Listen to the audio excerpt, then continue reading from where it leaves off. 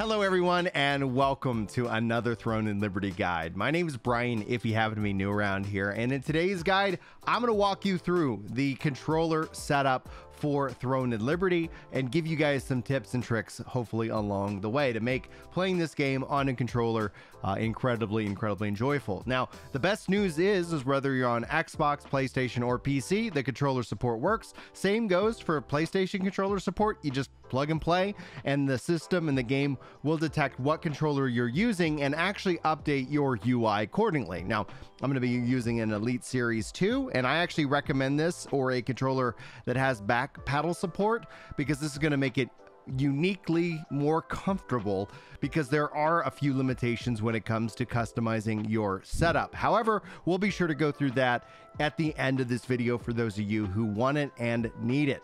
But let's dive into the combat, the map, the user interface, and if you enjoy this style of content and you like mmorpgs and you're new around here, sound off in the comments below. If I earn your sub, I want to be able to both welcome you in videos and also in the comments below. So thank you to all the new subs. We are ever inching closer to 20,000 subscribers here on the channel. So thank you guys so much for the support. All right, so let's begin with an overview of combat and skill usage.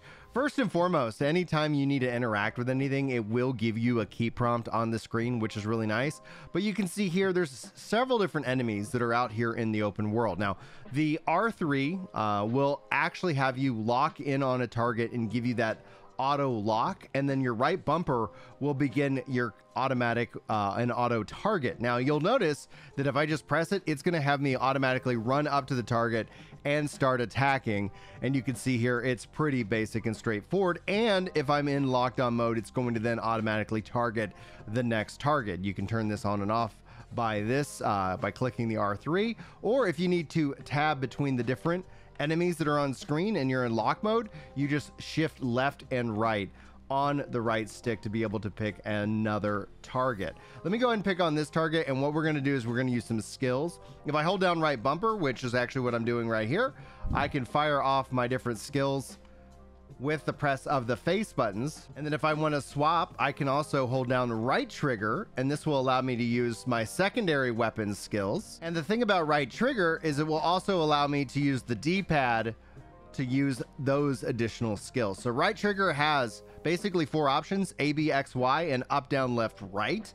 And then right bumper is going to be just the 4 base skills. If you want to swap your weapon, you can press the up button and you can swap between your secondary weapon and your main weapon. And then still, that doesn't change how the skills work. Your main skills are still going to be on the right trigger and the right bumper accordingly. And if you go in, the nice thing is you don't have to swap weapons. You can literally just press the skill and your character will automatically swap the weapons for you.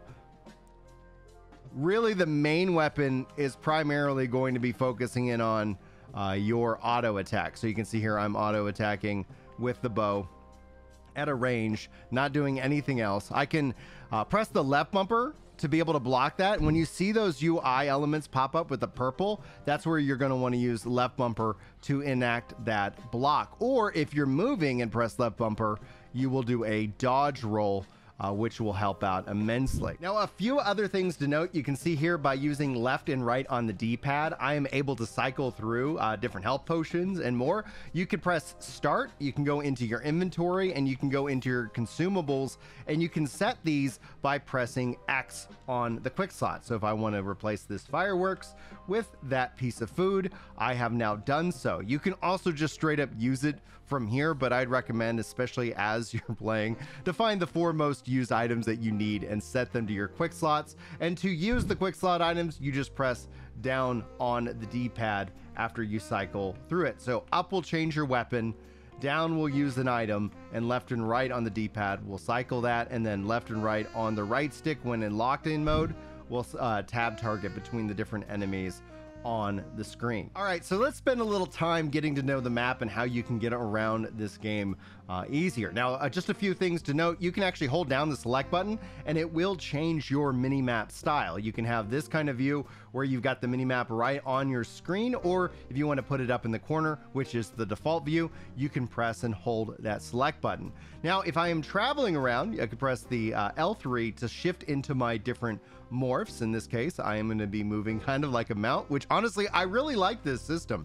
I think it's a pretty interesting system to see them play around with it, and I'm really quite pleased. But let's dive into the map, which you would just press select the one time to be able to pull it up. Now, you can select any of the items in here, so if you kind of hover over specific things, it will lock in place. It is actually really good magnetism that they have put in place, and if I want to go ahead and teleport, I can just select the object. It's going to bring up the menu in which I can press A to move or B to cancel, and it's going to then teleport me to my desired location. Pretty dadgum instant. Honestly, I really am quite impressed. But let's dive back into the maps because you still got more things to choose from. You can press the left trigger and the right trigger to zoom in and out of the map, and you can see here your right stick will act as a cursor.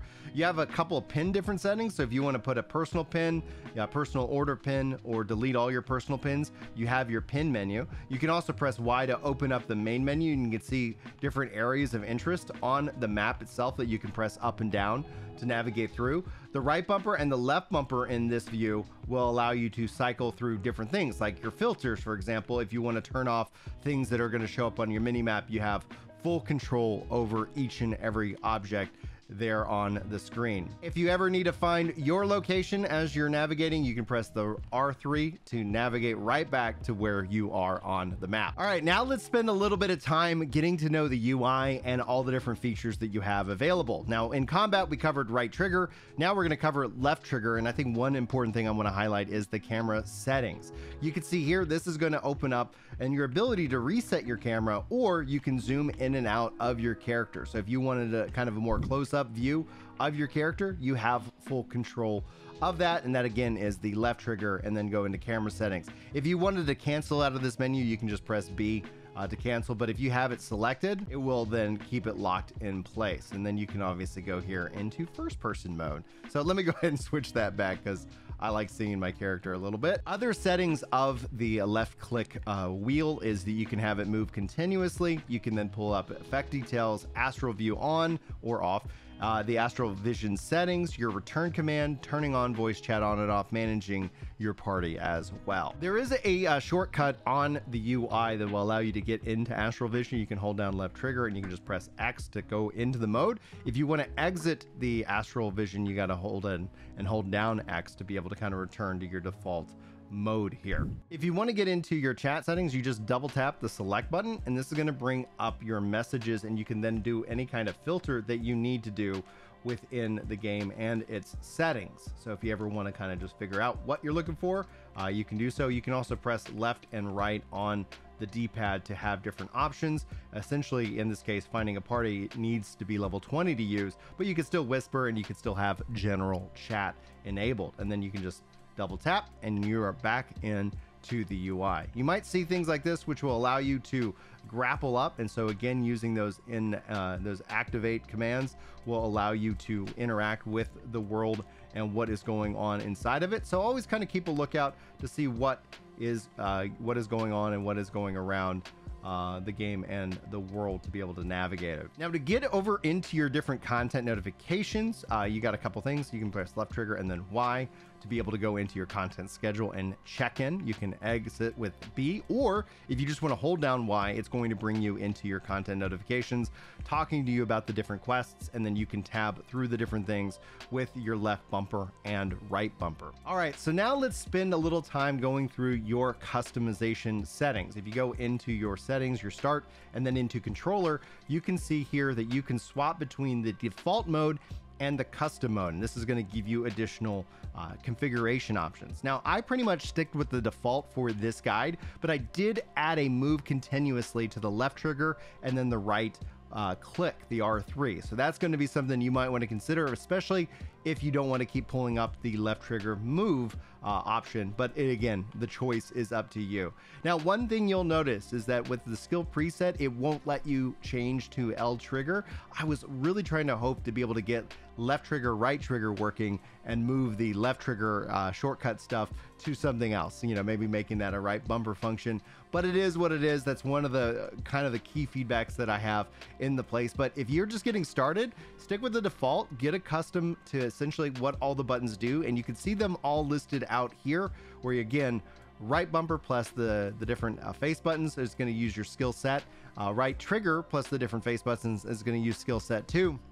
And right trigger plus the D-pad is going to use skill set 3. And you can set all of these beautiful skills and more by hitting start and going into skills. And this is where you can start to set your placement, layouts, and so much more. So there's a lot to love about this. There's a lot of good customization and features about all of this. And I think ultimately this hopefully will be a huge help for you when getting started out in Throne of Liberty on the controller. If you guys have any questions, any comments, check out the Discord, jump in the comment section below, and yeah, just hit me up on DMs or over on the Throne of Liberty chat within the Discord. It's free, it's open to everybody who wants to come and hang out, and again, the top link in the description will get you there. Special thank you to the members who support my content and channel financially, but also special thanks to every one of you for watching this video and making it all the way to the end. I really do appreciate that support. And if you do like the video, be sure to like it, be sure to subscribe so that you don't miss future uploads.